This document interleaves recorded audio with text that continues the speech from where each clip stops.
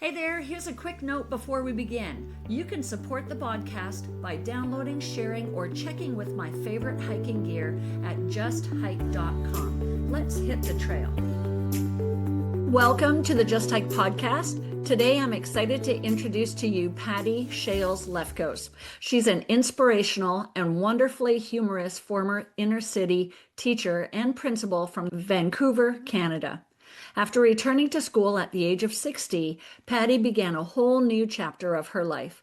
For the past 20 years, she has been a journalist, author, adventure traveler, and humanitarian. In this episode, Patti shares the adventure, the challenges, the joys and sorrows, and the powerful personal insights she gained during her 75-day trek in 2023, proving that it's never too late to answer the call to adventure. Let's welcome Patti. I'm so glad you're here. Thank you. So am I. Good to meet you. It's good to meet you too. So tell me, at 77, you trekked 800 kilometers in Nepal's Great Himalaya Trail. First of all, tell me about that. Maybe introduce yourself a little bit and what made you kind of want to do that. Here I am at 65. No, at about 62, finally got a passport. Oh, Hadn't wow. had a passport since I'd been to school in Switzerland when I was 18. So got a passport. We did a shakedown trip to England, and that was the trekking the coast to coast, the hike, call it the coast to coast. Then we thought, okay, we did that. That sounds good. And we went to Tibet next and went to almost 19,000 feet on a hike there. A 3-day circumambulation of Mount Kailash. And then we wanted to maybe volunteer and help because we were both former teachers, and we couldn't because of the Chinese occupation government. And so the next choice was Nepal for a similar culture. And we decided we'd go to Nepal. My husband had heard of the Annapurna Base Camp and the Annapurna Base Camp trek and circuit. I had heard about the Upper Mustang trek, and we thought if we're going to go for that long, we may as well do the Everest Base Camp trek. And so we ended up going for 4 months and doing quite a bit. We went back we were to go back in 2014. And we had spent so much time with our guide and porter over the first treks that we thought, gee, it'd be really nice to go back to their village and volunteer in their village school. And so we got all ready to go. And then my husband ruptured his Achilles tendon. Uh-oh. And I thought I was 67 at that point, and I thought if I don't go now, I might never go because other friends who were getting ill, and my sister was ill, and I just thought if I wait, I might not go. And so with his blessing, I went ahead and I volunteered in the village school. And then they took me to a school that asked for my help to build a school. And I thought, do they think all Westerners are rich or what? But a year later, to the day, the big earthquake hit Nepal Oh, in no. 2015, and the village that I'd visited was ruined. Every Oh. house, people were killed. The old school had fallen down. My husband Barry put together a slideshow of our original hikes. We started making money. And then I joined the local Rotary Club, and together we built a school. And since then, we formed a nonprofit and we've built a school and 3 houses Wow. and put some kids through school. So we've got a real attachment to Nepal now. And then we thought we'd really like to do something to maybe as a fundraiser to get people to know what people our age can do. And so we went in 2017 to see the school opened, but then we were going to go in 2020 to build houses with some of my Rotary Club members. Of course, 2020, we didn't go. We sent the money and others built the schools. But then we thought it'd be really neat to do a long tour. And we had years ago seen an advertisement for this thing called the Great Himalaya Trail, which starts at one end of Nepal and goes right through to the other end. And it just got bigger and bigger. Wow, that is so incredible. What was your biggest takeaway from your adventure in Nepal? The last one, the big Yeah. 800K, the fact that I knew my husband could do it. He was a mountaineer and he's very fit, and fitness is a big goal of his. And I knew he would be able to do it, but I wasn't sure I could. And now I know I can. It's one step at a time. You just keep going. What did you do for training and preparation to get ready for an adventure like that? Are We you keep always mindful of your fitness? Absolutely. In the summer, we live on an island in a small lake on Ontario where our summer cottage is. In the summer, we do a lot of long distance walking, but it's very flat in Ontario, you probably realize. We swim. I've got a stand-up paddleboard. We have tried for the last 10 years not to use any motorized vehicles. So we have to paddle or row to get off the island to go to shore. It's only half a mile. It all adds up. It does. And I also have an ancient on VHS. I have a step workout that's only 25 years old, and I do that 2 or 3 times a week at the cottage. The step workouts are a great way to work out, and especially if you Yeah. don't have the technology of the specialized equipment, especially out at the Oh, island where you were. in the winter, we live at the ski resort, so we do cross. I don't do a lot of downhill anymore. I'm quite good at it. I just would rather go cross country because it's a better workout. So Okay. we'll do long distance cross country. And then in the fall, we hike in a local provincial park, which has a lot of hills. And I just purchased a Stairmaster too, because I Ah, wanted to make sure I'm ready for our next trek next where's your fall. next trek? There's about 250 kilometers of the Great Himalaya Trail that we haven't done. So Oh, okay. we were to go this fall, but political unrest caused the Canada and the US travel advisory to be level 3. That was It's very, 2025, right? yeah, Yeah. means it's very hard to get travel insurance and we can't fool around at our age. We have to be well insured. Yeah. So we had to postpone. Oh, But the travel advisory for us is just lifted 3 days ago. So oh.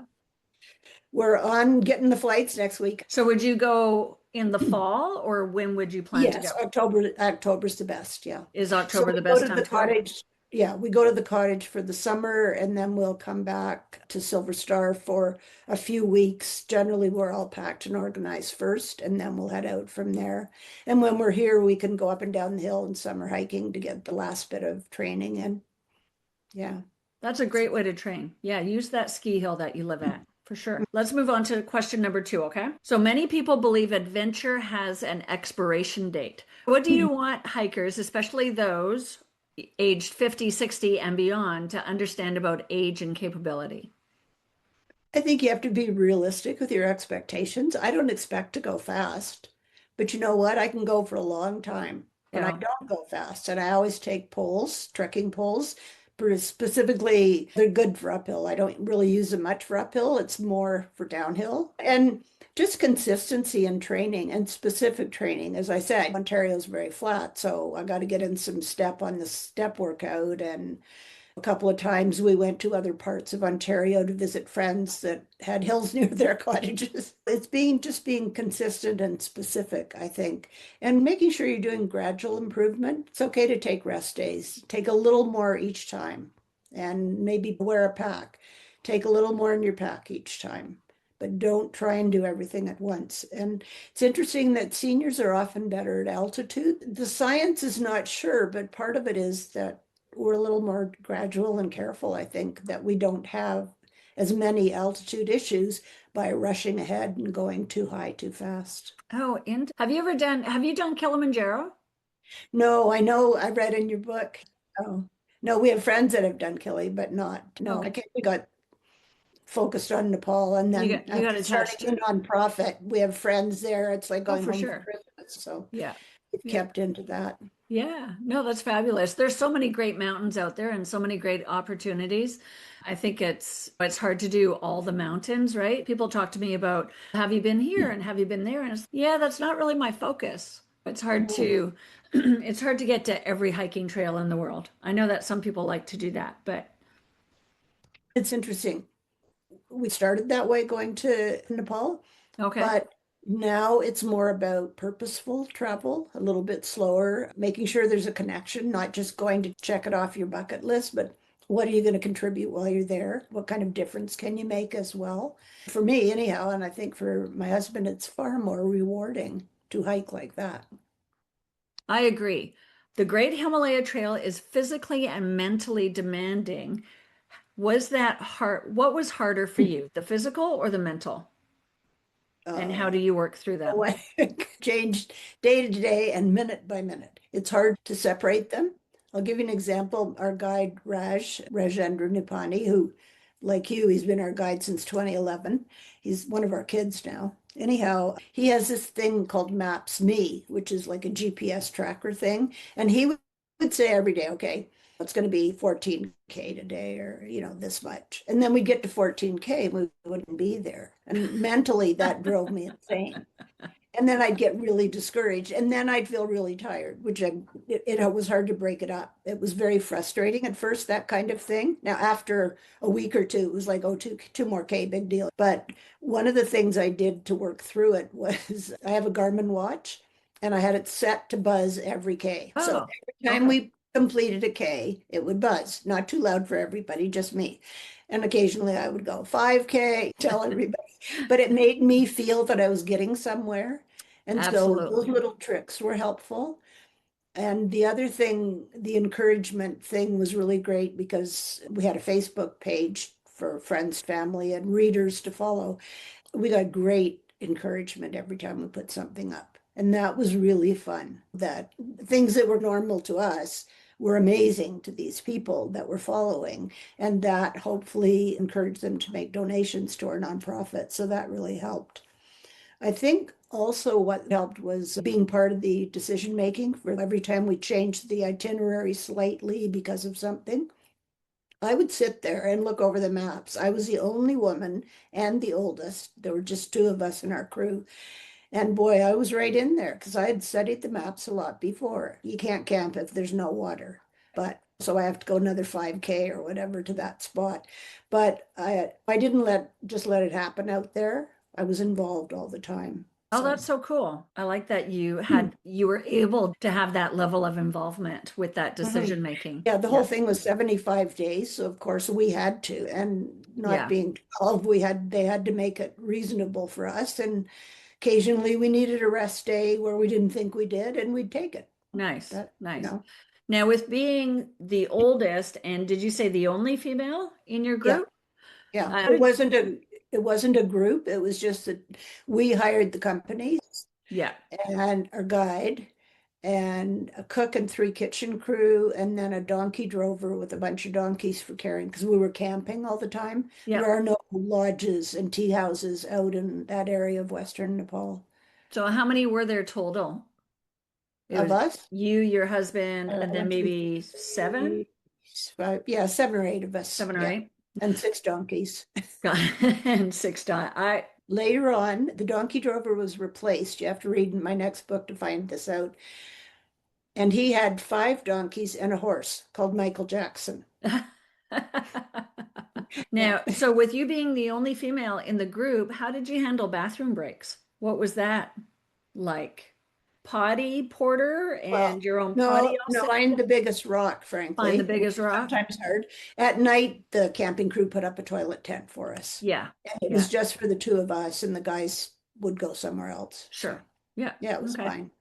I know so the newsletter that I put out yesterday, it was all about the question that nobody wants to ask. And it's the how do you handle the bathroom breaks and what do you, all of these things. So I Absolutely. just think Those are really important details. it And is an important detail. frankly, when people say, what's the very hardest thing of trekking in Nepal? It's squat toilets, making sure your knees are in good shape. Really, the other things you can do, you can train for it. Did you? Good. Smart. Yeah. Yeah. You have to, because otherwise you're in a you're in a tough situation if you're not able to go to the bathroom comfortably. The other thing, though, one of the things about working through things, I make up mental mantras on the trail. Oh, nice. So when we were getting maybe day 46, we were 4 days away from when we would be picked up by a car and taken to a smaller city in Nepal called Pokhara. It's a tourist resort. And we would be in a really nice hotel for 4 days break. Nice. Something to look forward to. Here's my mantra for those days with the pulls. Chili chicken, white wine, Temple Tree Resort. Chili chicken. And I would say that over and over in my head to keep me walking, not out loud, but Yeah. Yeah, no, I get that. It's just the nursery rhyme, one potato, two potato, three potato, Absolutely. four. It's that's mental toughness right there. You got it. So on long trails, oh wait, let's go back to this one. Number four. So you've lived a long life or a full life as an educator, journalist, humanitarian, and adventurer. How did your earlier life experiences prepare you for a trek of this magnitude? Really early. As I said, we live at our summer cottage, and I was raised every summer on that island for the 2 months school was out. And we had no electricity. Ah, We were myself and my older brother and sister and my parents, and it was the typical dad would go back to Toronto to work and come on the weekends and for his holidays, but mom kept us there. And we did swimming, diving, later water skiing, rowing, paddling canoes. No gender specifics about you can't do it because your brother's doing it. None of that. We all climbed trees, built forts, everything. We were active and outdoors all summer. In the winter, we skated. I was a figure skater later, but we skated and played outdoors. We just did a lot of that kind of thing. And my parents were athletic as well. So we did lifetime sports, continued. We got lifeguard qualifications, swimming and tennis, things that we could do for a long time. And then, of course, I had the good fortune to marry a mountain guide who became a teacher as well. And we just have always done that kind of thing together. I so learned to ski and yeah, do other things. And the other thing of getting influence to understand being in other cultures, I had the good fortune to do Ontario grade 13 in Switzerland. oh So I wow, had to learn French. Frankly, the Ontario, any school system in Canada is generally fairly pathetic about teaching second languages, nothing like they are in Europe. But I learned a lot of French that final year, that grade 13 year. And then I became a teacher when I moved out to Vancouver. I became a teacher in East Vancouver in inner city schools. And a huge number of waves of immigration came through the Vietnam, Guatemala, El Salvador. I really learned a lot about poverty and refugee status and different cultures. So going to a new country was not a big deal for me. There's a huge multicultural population in Vancouver as well. And it's very rich. And I just got to know a lot of different people. It was great. very nice.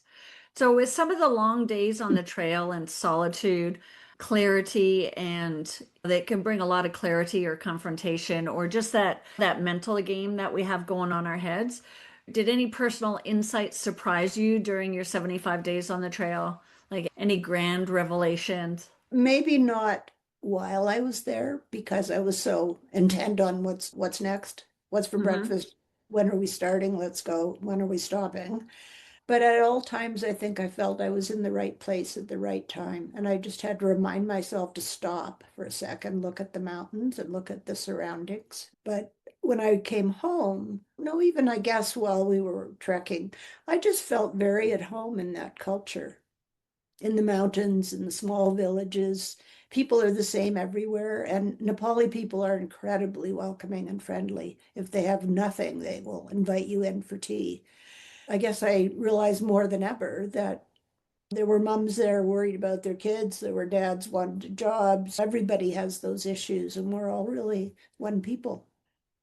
So, I agree. So what and drove you to help create the school in Nepal? Was it because they had the earthquake and there was a call to help, or was there some other calling that you felt was going on? they really value education for their children. And in this area where we were, the province called Gorkha, the schools were really not in good shape at all. And we had somebody to work with. The trekking company has an attached NGO called Sambhav Nepal. The head of that company came from that area. All the guides and porters come from that area. The head of the company, when he was first a porter and a guide, took everybody goes to Everest Base Camp. And he was absolutely amazed at the schools that were there because of the Hillary Foundation. He Oh, thought, why do they have all those schools and we don't have them in Gorkha? And so he started the NGO and it made it very easy to follow. It was like one more step of being involved. What does NGO stand for? Oh, a non-governmental organization. So it's a registered charity. Yeah. Okay. And the kids, I call them, the young people who run the trekking company, the clerical staff and the financial guys and everything, they volunteer their time for the charity side as well. Wow. So only 5% of a donation goes to the business. 95% of any dollars that go for building schools and houses and buying ambulances and everything all goes to the cause. Wow, that's So impressive. yeah, Yeah. and I trusted them Yeah. from the very start. I had a feeling and I wasn't wrong. And you're going back again. Yes. Yes. Mhm. How many trips has it been like that Uh, you've been? Like, I've been 5 times. okay, Once was just 3 weeks before Christmas in 2018 because the first school was finally finished. And I just wanted to go and see that because when we'd been there the year before, it had been partially finished. So I wanted to see it finished. gotcha. I just Now went let's by talk, myself. Yeah. yeah, let's talk a little bit about logistics for getting to Nepal. Where, so you're flying from Vancouver or Kelowna, somewhere in British Kelowna, then Columbia? yeah. Kelowna, Vancouver, Hong Kong, Kathmandu. Okay. So generally, one year we went via Istanbul. I wouldn't do that again. How come? Was it longer?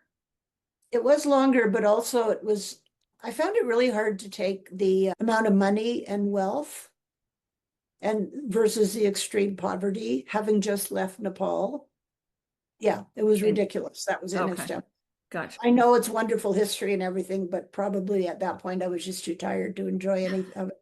I love the river cruise, but it just, the wealth in your face was a bit much to take.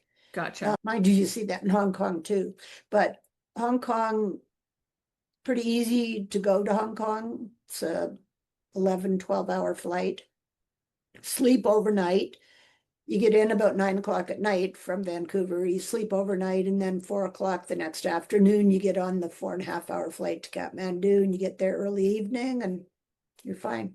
Yeah, it's nice to be able to break up that flight and get a sleep at a decent bed. I Yeah. have done the 2018, I went straight through. I had Okay. 4 hours in the airport in between. That Yeah, was a bit much, that's but tough. We flew this last time that we went to Kilimanjaro. We took British Airways. We ended up connecting through London and then we went through Doha. Almost all the flights go through like Qatar, Doha, to get down to Kilimanjaro International Airport. But this last time that we went, just about every flight was delayed. And so by the uh, time we got to Doha, our plane was already, they already gave away our seats. We had an extra day in Doha, actually, an extra, I think it was 16 hours. And they were so accommodating, the airline, Qatar Airlines, they gave us these travel vouchers. They put us up in a hotel. You can go and sleep. And your food was taken care of for the 16 hours. We had 3 meal vouchers. And then there was 5 of us who were there, and we decided to jump in a vehicle, like a kind of a private guide. And for $35 each, they gave us this tour of Qatar and Doha, and it was just so much fun. And it was nice service. to be able to have that break, just to be able to lay down and have that rest before Yes, you. after all the delays, yeah, you probably need it. Yeah, it was a lot of delays too. Yeah. So yeah, so that's great. Thank you for the logistics because I know there's people who want to go to Nepal and who want to do, pardon me, they want to do Everest Base Camp and other trekking in Nepal. And it does help to know some of those logistics from an experienced traveler who goes there. And I would highly recommend Cathay Pacific. I'm not sure. They fly from other areas. They're certainly back and forth Hong Kong, Vancouver all the time. Are they? So And what is it called again? Cathay Pacific. Okay. All Yeah. right. Good one to look up for sure. And I might just mention the people that want to go to Everest Base Camp. Yeah. There's 90 million nicer hikes. It's very crowded. Is It was it? crowded when we were there in 2011. It's like really crowded now. I And bet. So what would you recommend Annapurna, as an Annapurna, alternative to Everest Base Camp if someone wanted to go to Nepal? I would say Annapurna Base Camp. Okay. the Annapurna Circuit, or if they are ready to be in lodges that are a little less luxurious, they aren't luxurious, a little rougher, the Manaslu Circuit is amazing. Nice. And they're all about the same difficulty hiking, but Manaslu is a little more remote, so you get a little more culture and not so crowded. Our all-time favorite is off the Manaslu Circuit. It's called Sum Valley, Tsum, and it's a very remote Buddhist area toward the Tibet border, and the people are amazing, absolutely amazing. So those are my And I know you hear so much talk about Everest Base Camp, and I had it in my mind for a while, but I think you're convincing me otherwise. I like to see the culture, like I like to see the people, I like to see the realness, and that's why I like to go hiking, is so that I can see that versus staying in like a hotel, yeah, exactly. right? Yeah, Get out there, get in with the people, see how they live and walk and breathe and eat and all of that. exactly. So you've turned adventure into advocacy through Nepal one day at a time. How did this trek deepen your connection to the people and the communities of Nepal? First of all, with our crew, for, we were with Raj for 75 days and It's a probably long some time. days in between. But the cooking and camping crew, we were with them for quite a long time and we became quite close to them. We also are the kind of people that don't separate ourselves. When we have a campfire, everybody comes. It's not like the staff campfire over there and us here. We really, at first, they stay back a bit after they get closer when they realize that it's okay and that I'm trying to Hmm. speak to Polly and when you can laugh together and have a good time. I think part of it is attitude. It's time spent, it's attitude, but it really builds trust as well. And we Nice. made So, some friends too in the Upper Dalpo in the far west area. We camped on the playground of a school because that was the only flat ground, frankly. It was Saturday, so the principal came over and they have electricity, so he did open up his one sad little office, but let us plug stuff in. He had one computer and things like that. So it was like talking, I was a principal after I was a teacher. It was like speaking with a colleague. He had a bit of English, Rash translated. We had a really good chat about education and his school. It was primary, kindergarten to grade 5, 150 kids in dirt floor classrooms, very small. And we've since formed a relationship with him. And he's come to Kathmandu twice. And I send money to Raj from our foundation, and Raj takes him out shopping. So he's just bought school supplies for the year. Can't remember, 7 or 8 laptops, a lot of new teacher materials, whiteboards and stuff. We sent them $6,000, and some of that was a Rotary donation, and some was what I make from speaking engagements and book sales and stuff. So that's an example of you find somebody. And I said to Raj, what do you think? We'll start with $500 and we'll see how it goes. So the first time he came to Kathmandu, they just went out and bought library books. They did not have one book in the school. wow. So that worked really well. Ratna is his name, Ratna Prasad, the principal, sent pictures of the kids with the books and everything and extreme thank you letters and all that. And so I asked him what he needed, and he sent quite a long list. He's a very organized man with all the prices and everything, just the way you would if you were sending it into the school board if you were a principal. And so we covered it. Wow. That's impressive. And Very, yeah, it's just they had nothing. And yeah. when I was a teacher, in my classroom collection of books, I would have 200 books. That's not even in the school library. That was So, just your own in the classroom. It's amazing, just differences in yes. wealth. They care just about as much about the education of their children. Ratna, the principal, he's about 40, I guess. He is from that village and he went to Kathmandu to get an educational degree and came back, and now he runs the village school. Wow. He Impressive. does he could do different things. He's very well educated now. No, he's chosen and he's been the principal there for 11 years now. Gosh, impressive. Yeah. Yeah. So you mentioned, do you speak, what is the language in Nepal? Is it Um, Nepalese? and there are many languages and dialects, but the main one that we It's Nepali. It's very much like Hindi, like an Indian language. But there's also in the Everest area, the Solukhumbu, there's a Sherpa language, and there are dialects of different areas for Sherpa, and different. There are quite a few different languages, really. But Right. there Now, are you seems to able to be a speak? Hmm? Are you able to speak a little bit in their language In or? Nepali. Yeah. Mhm. Okay. I've done some studying, and they teach me stuff when we're there. Were there moments of fear, doubt, or vulnerability on the trail? And what helped you keep moving forward anyways? Was there any point where it's, I can't do this. Give me a helicopter. Get me out of here. I'm done. No, really, there were lots of those moments. People ask me, weren't you afraid? And I don't think I ever was really afraid. We had a Garmin InReach Mini. You can call for Yep. emergencies for Hmm. helicopter evacuation. And I think Rash had a sat phone too, satellite phone. But so I thought, what's the worst that could happen? I might break an ankle or something. I don't know. I wasn't afraid of anything else because I knew that if we're too high and I'm getting altitude problems, I'll take some Diamox or I'll go down lower or whatever. You can always get out of a situation. There were a few moments I did, maybe about day 25. I took a tumble in a creek on a slippery rock, Uh-oh. and it really scared Barry and Raj. And I was like lying there in the, in the creek and they're trying to help me up. I said, no, just let me rest for a minute. And I got up and I was fine. And frankly, I was more comfortable that day than ever because the water was really cold and we kept moving and I was cooler and they were hot. But I got a terrible bruise down the front of one shin. It was Did awful. you? Must have slammed into a rock or something. Yeah.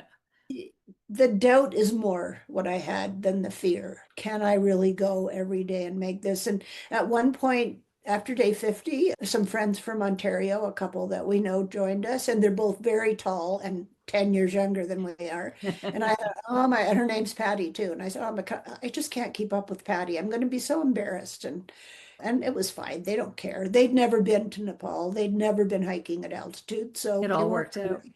Yeah, it was fine. And there were a couple of days there was one very long day over a high pass called Kegmarala. It was about 18,000 feet. It was a very gradual to the pass, so it's not like up and over, which is not that hard. It took forever to get to the top of the pass and forever to get down because it was so gradual. It Oh, was yeah. very misty, very foggy. The cooking crew and the kitchen helpers had gone ahead, so it was Raj and Barry and myself. And I was like, are we going to find the way out of this? I knew That's we when would. you need to start doing your mantra. Yeah. There was a place called in Upper Dalpo called Rara Lake Provincial Park. And it was 3 weeks in. We were supposed to stay at a resort called the Rara Eco Resort. I'd seen it online. I knew where it was. First of all, we got Raj, poor Raj, said it was the worst day of his entire life. First of Oh, all, we get there and we're supposed to reach this spot in 45 minutes. 2.5 hours later, we're still not there. It's oh. dark, it's raining. Get out the headlamps, battery's gone. Oh no. End up at this place that is a huge dump. They never were allowed to build the resort. That website thing was fake. Oh no. Raj got bad directions from the park officials. That was like the low point of the low. But Wow. we So what'd you managed. guys end up doing? You stayed at the We dump? stayed there 2 nights. We had to stay there. There was Yeah. nobody else, nothing else. Yeah. Raj and one of the kitchen helpers actually went in and cleaned the room we were going into. It was, Really? yeah, Wow. but they take care of us. Yeah. That's the benefits of hiring a local guide. Exactly. Yeah. Yeah. Absolutely. Very good. Yeah, I know when I do some of my adventures or treks, a lot of people ask about fear, right? Are you afraid of this? Are you afraid of that? Or weren't you scared? And I think you put it very well. It's not really being scared or fearful of things. It's just learning to deal with things as they show up. Does it boil down to self-confidence? Do you think? So I don't feel that I'm terribly self-confident, but Yeah, I'm very nice. All right. If someone listening feels inspired but intimidated, what is one small step that they could take this month towards getting towards whatever goal they want to get towards? they could read your book or mine. That would be good.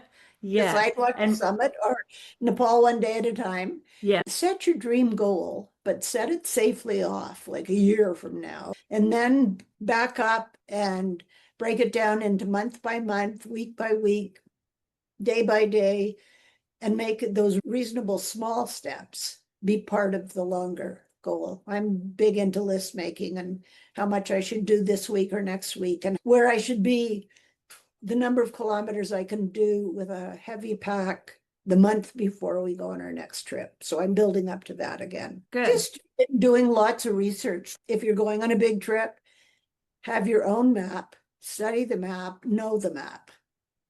That's very good advice. Know where you're going. Have your own SOS button if you need it. Absolutely. Take care of yourself. Make yourself number one priority. And yeah, Think if your guide drops dead, who's taking care of you? What can you do? That's a horrible thing. If they're no, incapacitated in some way, what would yeah, you do? Can't count on exactly. Because everybody. it is a dangerous place. Like anything could Yeah. happen to anybody at any time. I like your idea of setting your goal far out and working backwards to where you are now, and then what steps do you need to take to get from point A to point B. And I like to do that with, let's say, I like to set mini goals. To Yeah. get to that big goal, I need to be able to, let's say, walk 5K or do a 5K fun run, set an event.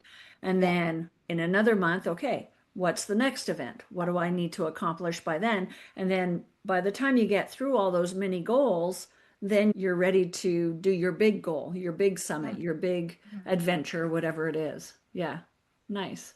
Very good. And I love your step aerobics VHS. I have it memorized. It's great. I'm sure you do. What songs are on it? What is it, like ABBA or But Mo? no, it's like a beat thing. Oh, is The it guy just a is beat? leading it. Yeah. Geez, that's a good point. Because when I'm really down, what I do are, you're gonna laugh at this. I have these old Richard Simmons I love Richard VHS, Simmons. Get Your Pants Off. When I can't do anything else, I can get up and do that. Nice. 'Cause it's so, and that has lots of music too, and I love it. It's like it's dancing and it's It is. fun. It is. Yeah. And he was just so enthusiastic and motivating. And I used to watch, and it was on VHS, I think. It was Sweating to the Oldies. Oh yeah, Yeah. Just lots of fun. yeah. But that's it. That's another thing, really. Make it fun. Find out what aerobic thing or whatever you like. Don't kill yourself doing stuff you don't like. I Find the one agree. that you like, Yeah, and then you'll do it more, and you'll have more fun doing it too. Yes. absolutely. We will repeat things that we enjoy. So if you find Exactly. some sort of movement that you enjoy, whatever that movement is, just do it repeatedly. And I think it really helps to keep a journal too about your Oh, yeah. progress, how you're Yeah. feeling and writing it down. And then you feel like you can look back and think, oh yeah, like last month I was doing this and look at me now doing this. And That's it's good good advice. motivation. Yeah, good advice. So, looking back now, how has this journey reshaped your definition of resilience, love, and connection? Do you think it's changed, or do you think it's just amplified what you were already passionate about because you've been an educator and a explorer your whole life? I think it has just extended things. I have a Yeah, lot more belief in what I can do, even on the really crummy days. I know that eventually I'll come out of things and I'll feel better if I'm feeling down, and that last or the next big trek to Nepal before I'm 80. Now I'm going to do it when I'm 80. So then the new book has a good ring to it. Kachinjunga Base Camp at 80. I think that sounds cool. And I've just got to tell myself that 80 is a number and I'm just going to keep working out. And I got the Stairmaster and that'll help.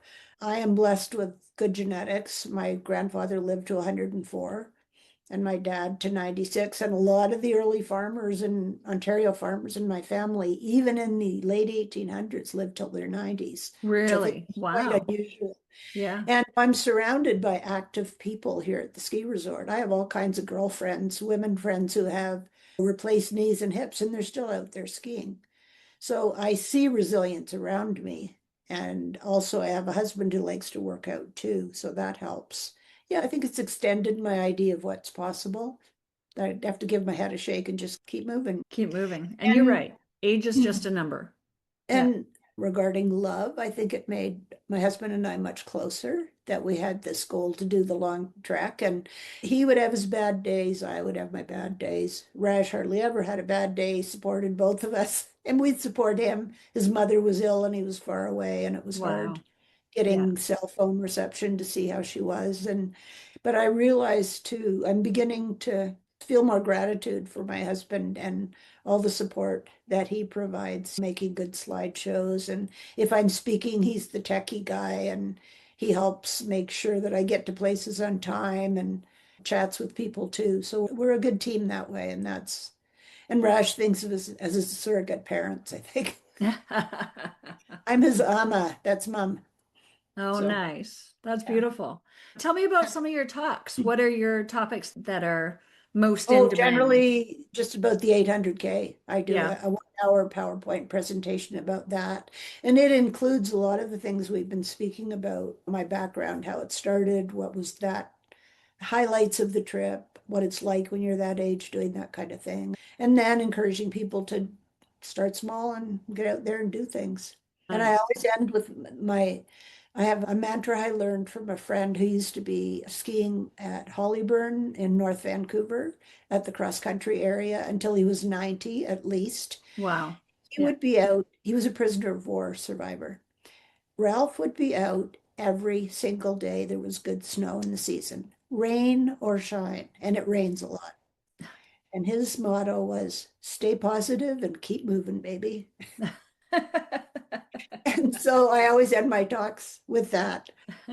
We really built a lot of trust with the people in Nepal. We have so many friends now. And the head of our company that we work with is running for parliament. We're very proud of him. They've built maybe 60 houses, schools, hostels, provided 8 or 10 ambulances for the local hospital. It's done a lot of service work and provided tracksuits, homework journals, and backpacks to thousands of kids in the schools out there. Wow. And that's in Through Nepal, right? yeah, he has Yeah. the NGO, the charity that he Yes. runs, has supporters from the UK, Rotary in Australia, another woman who's a financial expert in Switzerland, and everybody works with him, and all these things get done. It's pretty amazing.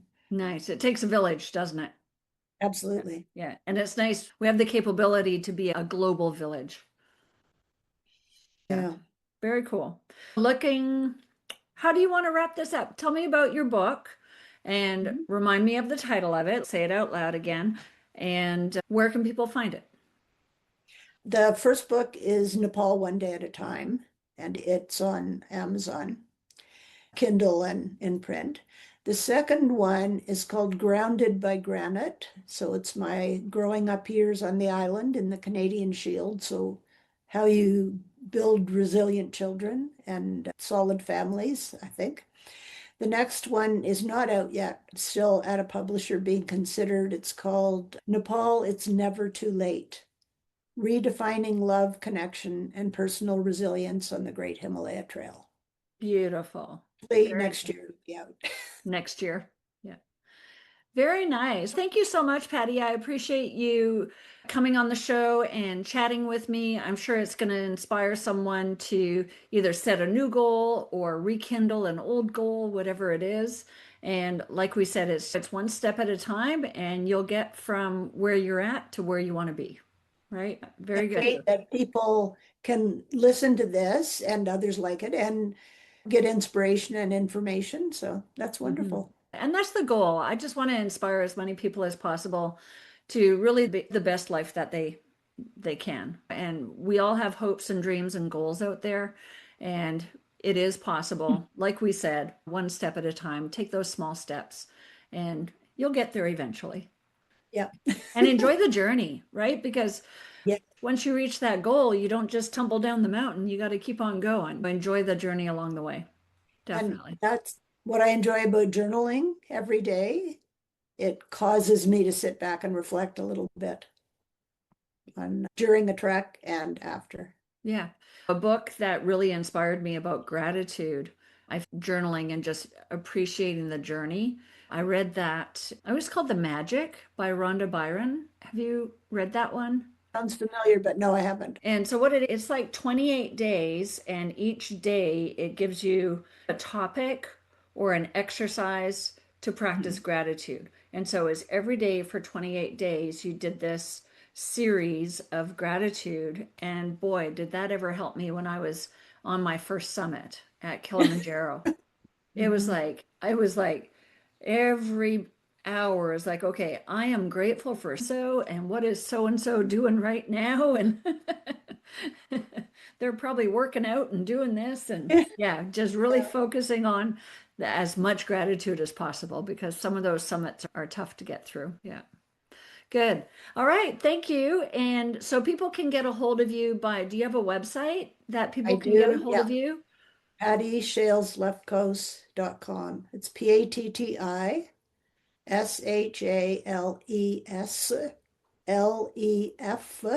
PattiShalesLefkos. Yeah. Gotcha. Tells all about the books, but also about the foundation and the projects we're doing. Yeah. That's very cool. And I'll include that in the show notes. Thank you again. I appreciate you. Thank And you. thank you for joining me on the Just Hike podcast today. Remember, every step you take, no matter how small, is part of your journey from sidewalk to summit. I'm grateful you're here, growing, learning, and choosing to show up for yourself again and again. All right, before we go, don't forget to check out the Just Hike TrailMate, the lightweight trail tool designed by a woman, me, for women, you, who hike with confidence. You'll find it at justhike.com.